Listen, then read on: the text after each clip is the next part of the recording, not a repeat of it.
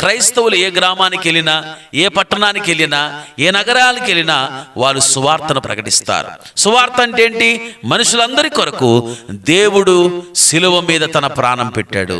మనుషులందరి పాపాల కొరకు తను వేదన అనుభవించాడు, దుఃఖం అనుభవించాడు, గాయాలు పొందాడు. ఆ వార్తను ప్రకటిస్తూ ఉంటే కొంతమంది మరి చాలా కంగారు పడిపోతున్నారు, భయపడిపోతున్నారు. మా ఊర్లో చెప్పొద్దు, మాకు చెప్పొద్దు, ఈ మత మార్పిడి మాకొద్దు అంటున్నారు. ఎందుకంత భయపడుతున్నారో నాకు అర్థం కాదు. ప్రియులారా, యేసు సువార్తలో ఉన్న శక్తి ప్రతి మనిషి హృదయాన్ని ఆకర్షిస్తుందని మరి దుష్టుడైన సాతానుకు తెలుసు.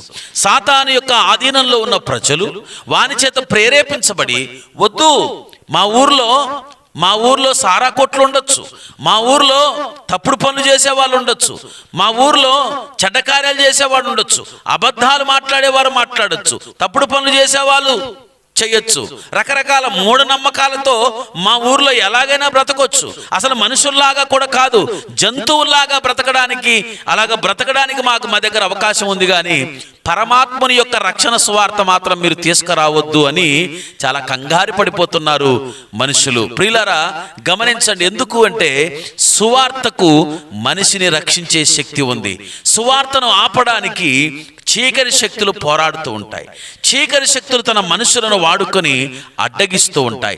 నా ప్రియమైనటువంటి సేవకులారా, నా ప్రియమైనటువంటి సహోదరి సహోదరులారా, ఆ సువార్త మనకు దేవుని శక్తి.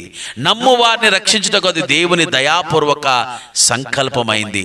ఈ రోజుల్లో మరి సాతానుకు దేవునికి మధ్య పోరాటం, మరి సువార్త విరోధులకు సువార్థికులకు మధ్య పోరాటం జరుగుతుంది. వెనుతిరగొద్దు.